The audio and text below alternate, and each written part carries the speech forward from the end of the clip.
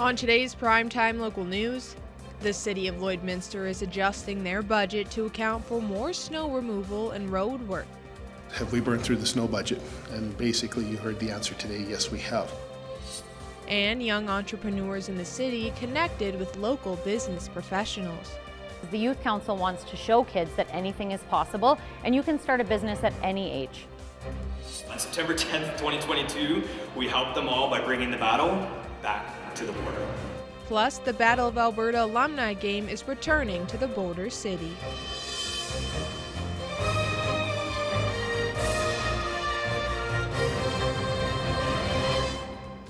Prime Time local news, serving the Lakeland and Midwest regions.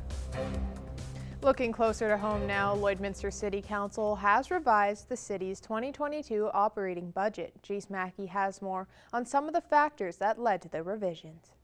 The 2022 budget was approved by Council in November of last year, and since then new expenditures have come up that weren't budgeted for, including costs for the Rogers Hometown Hockey and hazardous waste roundup events. There was a few efforts that had to be made to make some what they call budget adjustments from last year's budget that was approved, which is always a conditional budget, as we remind people, to basically now saying we believe we have a very solid budget and we're moving forward with road construction work, water and sewer, and other capital costs, as well as ensuring that the operations continue at each facility. The heavy snowfall in Lloydminster this winter and into the spring forced the city to use up the entire 2022 snow removal budget. Now over $700,000 will be moved from reserves to cover any additional snow removals that may be needed in November or December.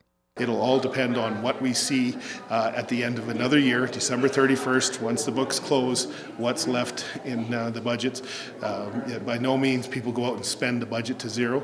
If that $700,000 is not needed, or if there's $500 out of the $700,000 for snow removal as an example, that'll be put back into reserves. Around $400,000 of extra money will also be allocated to fixing roads that are deteriorating faster than the city expected. This past spring, a lot of people identified more potholes, and we certainly saw those as well. So there's some additional funds that have been allocated there. The revised 2022 operating budget also includes the 2021 capital projects that were carried forward in February of this year. For Primetime Local News, I'm Jace Mackey. When you were young, your business idea may have been a lemonade stand, but this group of young entrepreneurs in the border city are taking their ideas to the next level. On Monday night, the Lloydminster Youth Council brought together 11 local experts and mentors to work with 11 young business owners in the area. The goal was to give the kids advice on how to expand their operations. I think that COVID showed us how important it is to pivot and how many different businesses can pop up. And I think that this is important for youth to see that anything is possible and that there are people in the community that will reach out and help. One of the young entrepreneurs receiving advice was Olivia Brokaw for her nonprofit organization. Her and the experts are interested to see what the kids come up with. Everybody's excited. Everybody's excited to give opinions on everybody's business. Everybody's just happy to be here and be around people and be able to help out and have that community and help kids grow, and to see such young kids too come up with like incredible ideas. Everybody's just so impressed. This meeting was held ahead of their Lion's Lair event, which will be similar to Dragon's Den, where the kids will give presentations on their business and prizes will be awarded to help with funding. Many different people from the community were saying, well, we will donate prize money, or we will donate some of what we have in terms of products that we can offer the kids. So banners, business cards, videos, pictures. We have over 5,000 in prizes. It's going to be really, really exciting to see the kids take the stage, pitch to the Lions, and stand up and articulate their businesses and plan forward for the future. The Lion's Lair event will be held on June 6th. And now for a look at your current weather forecast, we go to Evan Kenny.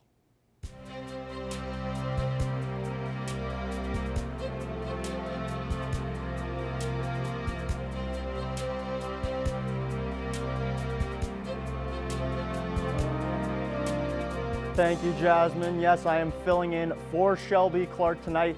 Taking a first look at your evening forecast. Currently 8 degrees here in Lloydminster. It is feeling a little cooler than the typical temperatures that we do feel at this time of the year.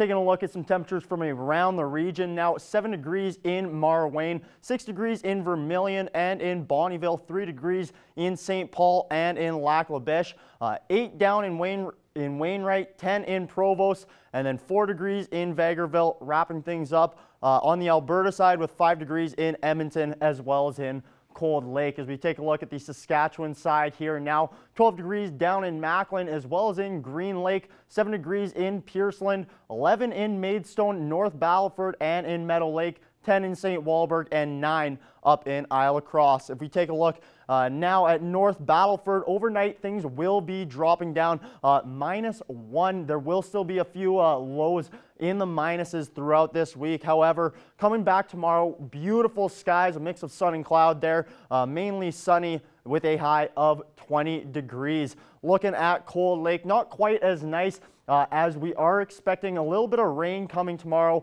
on the Alberta side. Again, a low of -1 overnight and then 16 degrees for the high tomorrow. Taking a look now at your 3-day forecast, Lloydminster here will be seeing a good chance of some rain tomorrow, as well a chance that we could be seeing some thunderstorms tomorrow afternoon. Continuing that on, we're just going to see more and more showers as you see. Thursday, 19 degrees, 40% chance of rain, and that will continue into the weekend. Friday, a high of 15 degrees, and once again, an 80% chance of rain. So good chance we will start the weekend off on a wet note, for lack of a better word. That's all the time we have for this first evening forecast. We'll have more news and sports coming up after the break.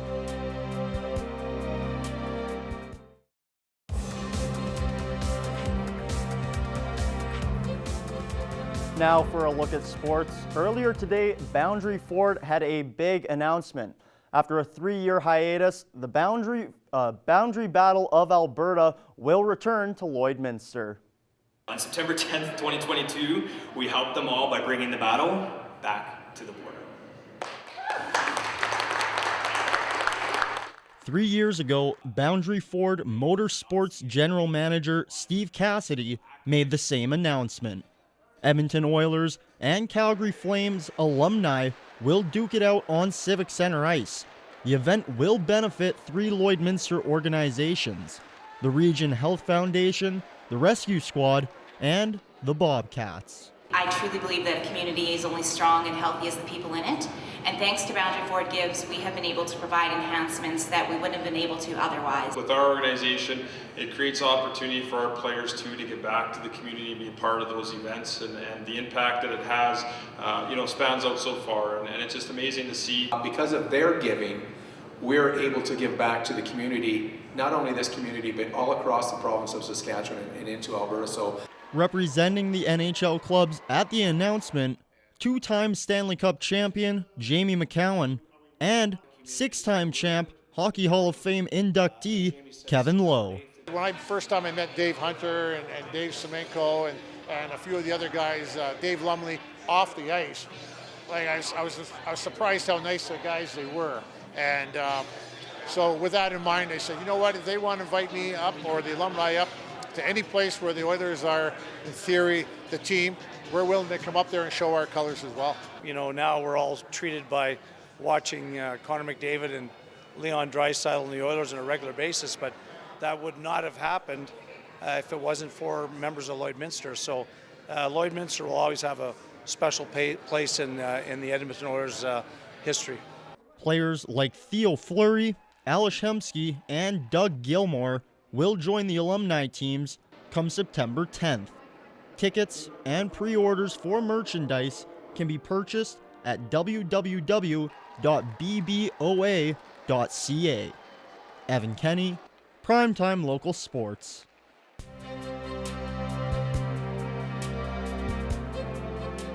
Well, taking another look now at your evening forecast. Currently 8 degrees here in Lloydminster. Feeling slightly cooler than what we're used to feeling around this time of the year. 4 degrees in Edmonton as well as in Athabasca. 5 degrees in Cold Lake. 8 in Rocky Mountain House as well as in Whitecourt. 10 degrees in Edson and 12 over in Jasper. As we take a look at central Saskatchewan here now, 11 degrees in North Battleford and in Meadow Lake, 15 in Prince Albert, 10 in Melfort, and 9 down in Saskatoon. Taking a look at the northern portions of each province, it's a cold one up north, as you see here, -1 in both Fort Chipewyan and in Uranium City, 4 degrees in La Loche and Buffalo Narrows, 12 degrees in La Ronge, 15 in Flin Flon, 14 in South End, and 7 in Wollaston Lake. As we move over to northern Alberta here now, 10 degrees in Grand Prairie, 2 degrees in Slave Lake and in Fort McMurray as well, high level, and 6 degrees in Peace River. Taking a look at the southern portion of each province here, 14 degrees in Lethbridge and 15 in Medicine Hat, 7 degrees in Calgary, 5 in Banff, and 9 over in Coronation. Moving to southern Saskatchewan here now, 10 degrees in Swift Current and in Kindersley, 12 in Moose Jaw and Regina, and 16 over in Estevan. If we take a look now at your overnight temperatures, temperatures will drop just below freezing there as you take a look. Most of the region hovering right around that -1 range. Isle of Cross sitting at 1 degree, same as Provost and Wainwright, 2 degrees in Murnum, and -2 in Pearceland. Taking a look now at your 7-day forecast. Good chance we will be seeing rain to start off this weekend. Tomorrow, 18 degrees is the high. However, very high chance we will be seeing some showers as well. There's a chance we could be seeing some thunderstorms in the afternoon. As we go through the weekend, things will start to get slowly nicer and nicer. 17 degrees is the high on Saturday with a mix of sun and cloud, mainly cloudy there, but as you see Sunday, those clouds will start to part and that sun will be beaming with a high of 19 degrees. To kick off next week, we have a high of 21 on Monday and a high of 17 on Tuesday. So a little colder this weekend, especially with that rain compared to what we're used to. However, we will get back seeing those nice spring temperatures to start off next week. That's all the time we have for weather. We'll have more news coming up after the break.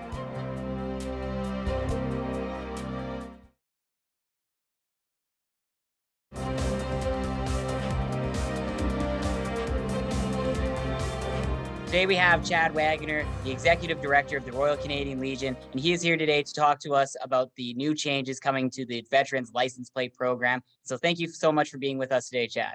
Well, thanks for having me. And so, Chad, can you tell us what the Veterans License Plate Program is and what changes are coming about and why you guys have been lobbying for it for so long? Well, the program actually started in 2004, and essentially what the program does is it allows veterans to be recognized by having a license plate dedicated specifically to veterans on their vehicles, or they can have them in their vehicles or they can just have them up on their wall. It's really up to them. They can customize them as well. And seeing as that program started back in 2004, initially it didn't incorporate all veterans. And so we've been advocating here for the last couple of years to be a little bit more inclusive. And that's where now we're allowing all our CMP instead of just a few choice ones, just to be more inclusive and to be more in line with some of the other provinces have done in the recent years. What are the requirements for those who are part of the RCMP in order to specifically become part of this program and to get specific license plates for their vehicles? Well, whether they served in the military or RCMP, they just have to have served the 3-year term that we're asking for, and that's just based on their contracts that they individually have. And once they do that, then they're eligible. All they have to do is apply. It does come through our provincial command office. All they have to do is show proof of service to us, and then we send off the signed off application to SGI, and SGI will then send out a plate to the veteran. Unless it's customized, then there's a little bit more work involved, but we work the veterans through the process, and there's absolutely no cost to it unless they decide to customize it. What kind of customizations can they get on their license plates? Oh, we've seen anything from, regimental service numbers to, different tours that they've been a part of. Sometimes it's their children's name, their dog's name. It could be just about anything that an individual wants to signify on their plate. What kind of does this do to help them along getting a special plate to kind of help them signify and show other people their service that they gave to the country and to their provinces?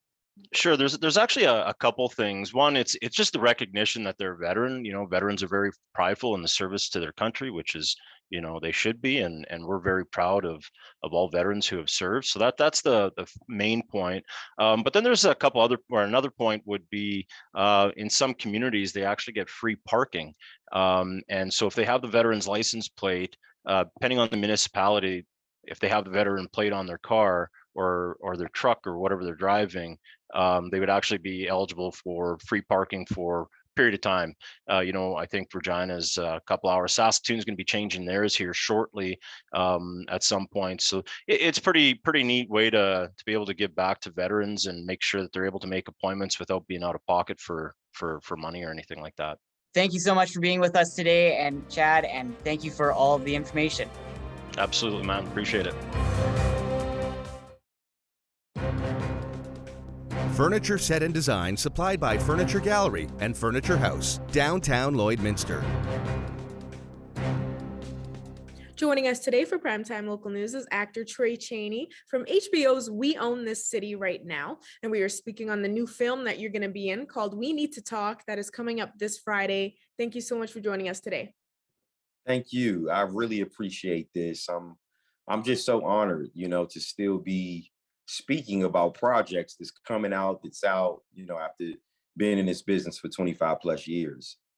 No, I'm glad to be able to have you on here for any Trey Chaney fans out here in the border city. We've seen from your release that you've been on so many projects, and there's going to be more coming up here. But I wanted to start off, of course, with We Need to Talk. Now, what is this film going to all be about? Well, first and foremost, Todd Wolf, amazing writer. He wrote this film. He directed it. It stars James Maslow as a video YouTube gamer. His name is Scott. And this guy he's famous in that world. But for me, the film is based off of all of these different video gamers. And one word comes up when I think about the movie: balance. Because as a video gamer, Scott is doing his thing, but it's creeping into him neglecting his family and his friends. And, at the end of the day, this movie, it's a comedy, but it has some real, like serious moments in it. It's a drama as well. It got some serious moments in it. And it really just focuses on, having that balance. If you're going to be this huge video game star, you got to learn how to separate the two from, your real life and your professional career. And my character, Tango Unchained, is just this, this crazy guy that lives at home with his mom, always playing video games, bothering everybody on the game as they're playing. And, it's a real fun, refreshing film that people are really going to just look at and probably see themselves in it if they're in that world of video gaming. Even if you're not in the world of video gaming, it's still a heartfelt film that I truly feel that Todd Wolf really gave his all to. Well, especially from the trailer, the idea sounds interesting, like you were saying, with how advanced video games have been and been coming out lately, and with all the online gaming and playing with your friends, family, how much you can do. It definitely is going to relate to a lot of people out there already from the plot, from what it already sounds like. Now, how has this experience been filming as this role compared to past projects you've been on? It definitely is, because when everybody met me, as far as my professional acting career 20 years ago, when I played Poot on The Wire, which was, a drug dealer. And then 20 years later, I'm playing police officer Gordon Hall on HBO Max, We Own This City. So when you get a movie like We Need to Talk and I'm actually playing a video gamer, it's a totally different experience for me. I had to really study Todd, because I don't come from the whole video gaming world, but of course, coming up, I played it. But as I got older, I didn't have the time to play. But, being cast for this film, Todd was like my best teacher. Like, Trey, now Call of Duty is my favorite game, right? And Mortal Kombat and stuff like that. And my son, he plays video games. So it was definitely something that was different. And another thing, it was a lesson. I felt like I was being educated in, being a part of that world of video gaming, like how people could really literally spend their whole entire day playing video games and just forget about everything else out that they got going on. So I was like, this is something that's definitely going to, you know, really capture people's attention on how these video gamers, it's going to bring you into their world. Well, I guess I can say our world because we're playing the actual characters. But yeah, it was a totally different experience. I had so much fun, and it made me say, you know what? In my spare time, yeah, I will put on that Call of Duty and I will get busy and play. But not let it really take over my life, like how the gamer Scott in this film We Need to Talk is doing. Like you said, Tango Unchained, he lives with his mom, he's still getting an allowance. And it's like, you're a grown man. Like, what are you doing? So some of the without me trying to be funny, even though it's a comedy, it still comes off as hilarious. From what it sounds like, I hope you will see some strong support with the film coming up here. And I'm sure you will see a good response, especially with the plot. It definitely sounds like it's going to relate to a lot of people out there. And is there some more projects coming up that you want to let us know about for everybody watching this and how people can watch this film? Well, we need to talk movie.com is the website. And I'm just encouraging people to, grab the tickets for the virtual event, which is on the 12th and May 12th. And if you can't do the virtual event, if you can grab the tickets for May 13th, we're doing a red carpet premiere in Philadelphia where we shot the movie. All of the cast members will be there, so you'll be able to interact with all of us. You'll be able to interact with the director and writer, Todd Wolf. And, I just want people to support it. And some of the other projects that I have going on, of course, We Own This City is doing well on HBO Max. The same creators from The Wire, me teaming back up with them 20 years later, playing a police officer is amazing. The first 3 episodes out of 6 are on HBO Max right now. Then I just dropped a heartfelt film about a character named Devarius White falling in love with a woman with 4 kids. It's called 6 Hearts, 1 Beat.